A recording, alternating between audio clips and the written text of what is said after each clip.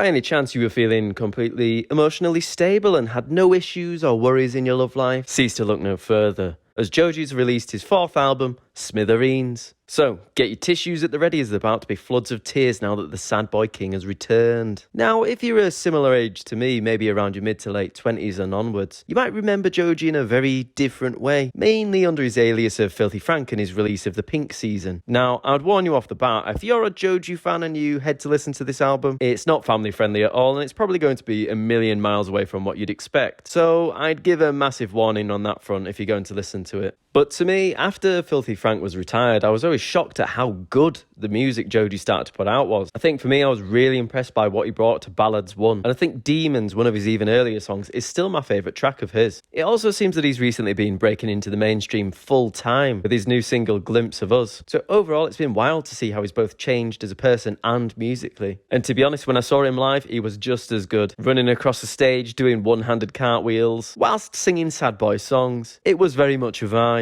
But to be honest, I didn't quite connect with Nectar, his 3rd album, the same way I'd previously connected with Ballads or In Tongues. So just how does his latest album Smithereens hold up? Well, get your sad boy gang shirts on and let's get on with it. So as always, let's take a look at the track list. The album kicks off with the lead-in single, Glimpse of Us. Now, to describe Glimpse of Us as a track, there's a reserved word which I rarely describe music with, as I find it to be overused and borderline cringeworthy at times. But this song is just beautiful. It feels so heartwarming in its intentions, but the harsh reality of the song is filled with deceit, longing and heartbreak. The false emotions and lies peddled to his current partner are somewhat hidden by the over-romanticisation of longing for his past partner, where he's ignorant to the hurt his lies would be causing to the person he's actually with. It's a song loaded with conflict, a great vocal, and a great backing piano. And with artists such as Lewis Capaldi dominating the scene at the moment, I'm not surprised the fact that this song went mainstream just to how well written, performed and produced the track is. It's a great single to lead the album with, and I felt it was Joji at his best. The follow-up track, Feeling Like the End, was a classic Joji again for me, and my only complaint was that it was kind of too short.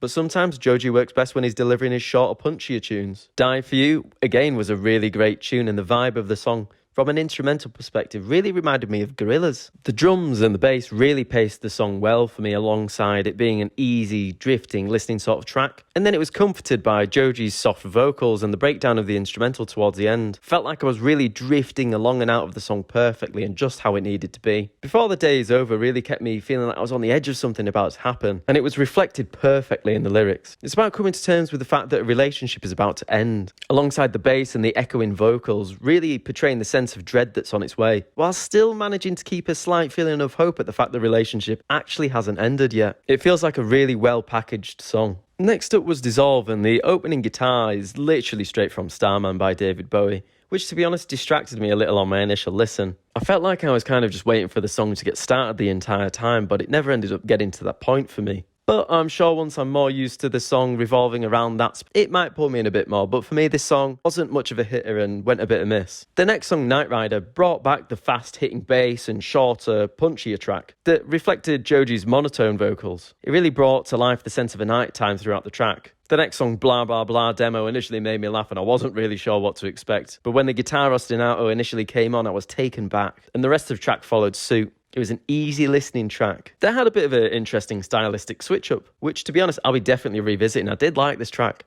Yukon, brackets interlude, as a song kind of drifted by me. It certainly wasn't a bad song, it just felt like classic Joji, but didn't have anything quite specific to pull me into it. And finally, 1am Freestyle to see the album off to its end. Finishing off on another cloud, free-floating styled song that features doubled up vocals alongside piano riffs and a back-bumping bass, echoing the perils of being alone and the challenges facing it. Ending the album on the haunting a cappella lyrics, I don't want to be alone. Really felt like the album came full circle on this song. His initial stand on longing for something outside of his current relationship on Glimpse of Us, and finishing having lost pretty much everything.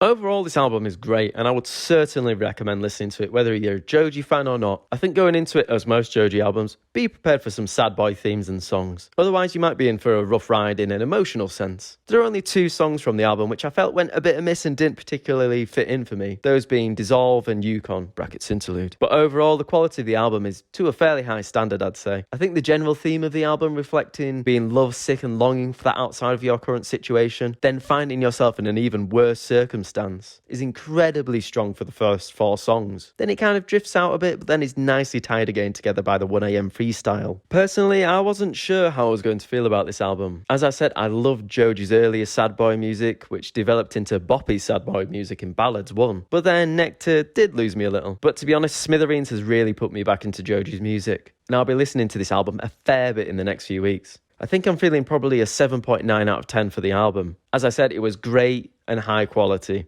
But 1 or 2 tracks just pulled it down a little too much for me in order to get it to the 8 out of 10. They weren't bad tracks by any scale, but they were enough to interrupt the flow of the album for me. So although it's 7.9, it's pretty much an 8. Be sure to give this album a listen and let me know what you think to it, and how much you cried to it. Or if any of you decide to leave your current partner for your ex, as Joji seems to be aiming to create a bit of a movement for that kind of thing. I'm sure it's a great movement that has absolutely no downsides at all. In the meantime, I'll be renewing my membership to the Sad Boy Gang and jumping back into Joji's tracks. And on that note, I think I'll say ta-ra for now, and I'll see you later.